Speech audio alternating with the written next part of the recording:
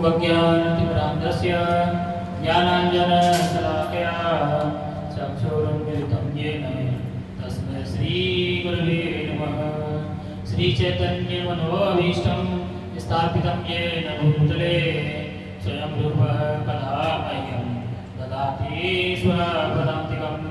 वन्देऽहं श्रीगुरो श्रीयुतपदकमलं श्रीगुरून् वैष्णवांश्च श्रीरूपं साग्रजातं सहगण रघुनाथान्वितं तं सजीवं साद्वैतं सावधूतं परिजनसहितं कृष्णचैतन्यदेवं श्रीराधा कृष्णपादा सहगण ललिता श्रीविशाखान्वितांश्च। हे कृष्ण करुणा सिन्धो दीनबन्धो जगत्पते गोपेश गोपिकान्त राधाकान्त नमोऽस्तुते। तप्तकाञ्चन गौराङ्गी राधे वृन्दावनेश्वरी वृषभानुसुते देवी प्रणमामि हरिप्रिये।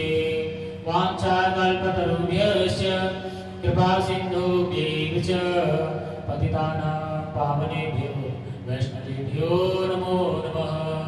नमो विष्णुपादाय कृष्णप्रेष्ठाय भूतले श्रीमते भक्तिवेदान्त स्वामिने नामिने। नमस्ते सारस्वते देवे गौरवाणी प्रचारिणे निर्विशेष शून्यवादी पाश्चात्यदेशतारिणे। जय श्री कृष्ण चैतन्य प्रभु नित्यानंद श्री अद्वैत गदाधर श्रीवासादि गौर भक्तवृंद। हरे कृष्ण कृष्ण कृष्ण हरे हरे हरे राम राम राम हरे हरे। हरे कृष्ण कृष्ण कृष्ण हरे हरे हरे राम राम राम हरे हरे। हरे कृष्ण कृष्ण कृष्ण हरे हरे हरे राम राम राम हरे हरे।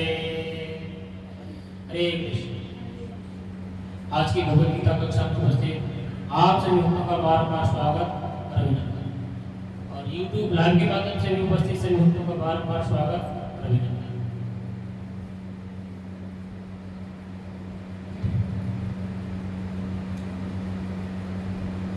मैं भगवद गीता शुरू करने से पहले थोड़ा आप लोगों को बताना चाहता हूँ कि हमारा कितना समर्पण है मंदिर के प्रति, कृष्ण के प्रति। भगवद गीता हम क्यों पढ़ रहे हैं? उद्देश्य होगा कि ऐसी कथा सुन के चले गए। भगवद गीता पढ़ने का उद्देश्य क्या है?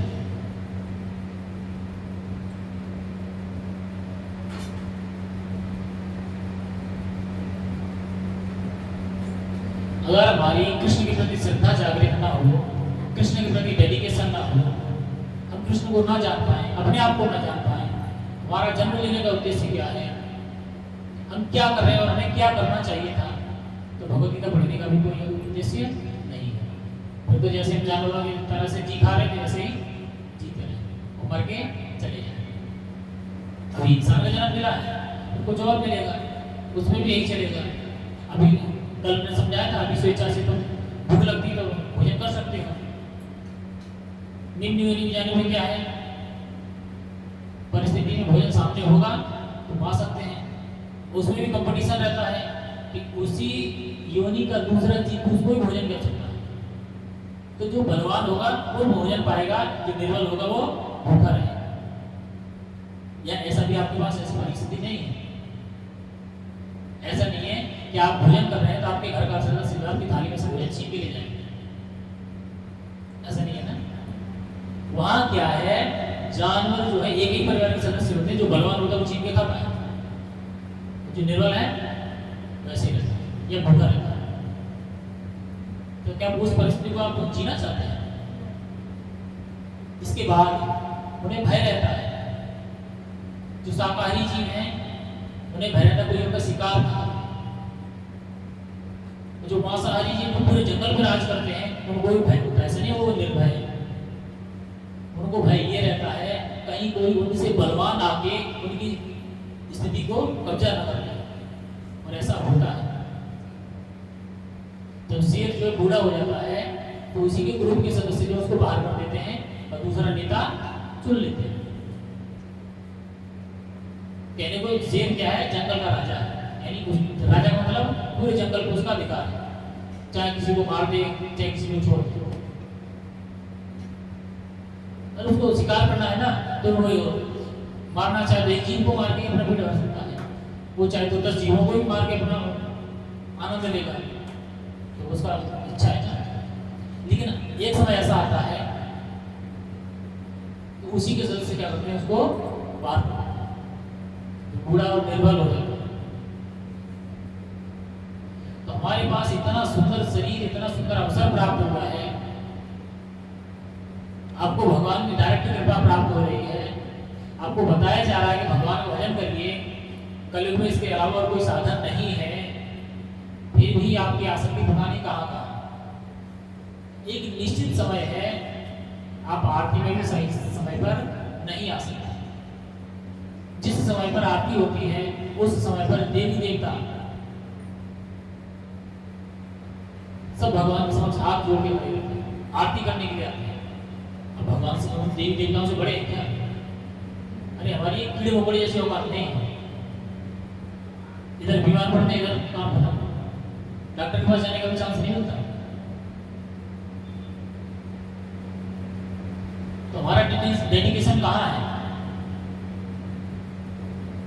2-2 कदम की दूरी पे आना है। दरियाओं के लोगों को नहीं आती। कब आएंगे? जब आरती समाप्त होने वाली होगी या आरती समाप्त हो चुकी होगी या दीपक जलाना होगा। ऐसा क्यों? भगवान को परेशान करने आते हैं क्या? अरे भगवान की सेवा तब भी होगी जो हम नहीं रहेंगे या हम मर जाएंगे तब भी भगवान की सेवा होगी। तो आपको क्या लगता है,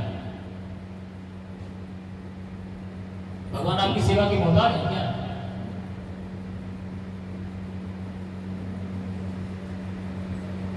अरे इस हिंदुस्तान में सनातन धर्म समाप्त हो जाएगा तो ऐसा नहीं भगवान की पूजा नहीं होगी। भगवान की पूजा तब भी होगी। भगवान ने अपना इंतजाम करवा लिया। तुम सोचो तुम्हारा क्या होगा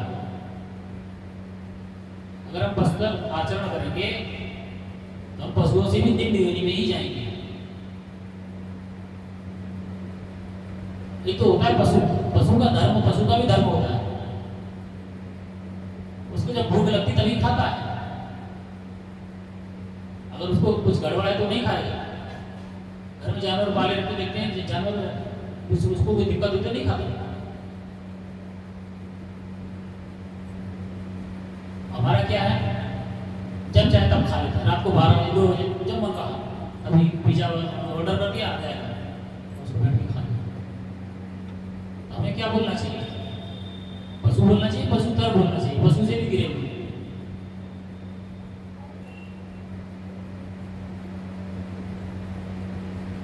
इसके अलावा बहुत सारी चीजें हैं। ये तो हमारा मनुष्य जीवन है, हमें अवसर मिला है कि भगवान की हम अनन्य भक्ति करें। भक्ति नहीं, अनन्य भक्ति, अन्य ना ही वो कंडीशन। भगवान के अलावा हमारा कोई अन्य अल्टीमेट नहीं होना चाहिए। ऐसा नहीं होना चाहिए आज हमारा मन कह रहा है तो कृष्ण भगवान की पूजा कर लिया, कल दुर्गा भगवान की करेंगे, परसों शिव जी की करेंगे, फिर किसी और की करेंगे, जरूरत पड़ेगी तो हमारे गुरुदेव पूजेंगे जाके। ये सब नहीं होना चाहिए। अगर कोई ऐसा करता है तो उसको बोलते हैं व्यभिचार, नहीं भक्ति। व्यभिचार को तो समझते हैं ना, व्यभिचार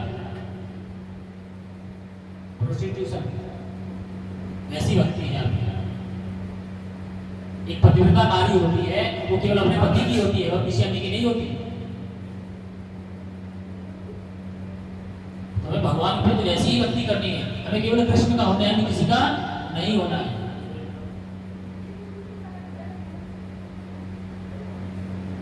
हमारे पास क्वेश्चन आता है, आज हमने बृहस्पतिवार का व्रत किया है, आज हमने सोमवार का व्रत किया है। जब आपको कृष्ण के शरणागत होने का अवसर मिल रहा है तो इधर उधर मुंह क्यों मारना? क्या कृष्ण के पास क्षमता नहीं है कि आपकी सारी इच्छाएं पूरी कर दें? अगर आपके अंदर सकाम इच्छा है तो मांगिए, क्यों नहीं मांगते? वो भी दे देंगे।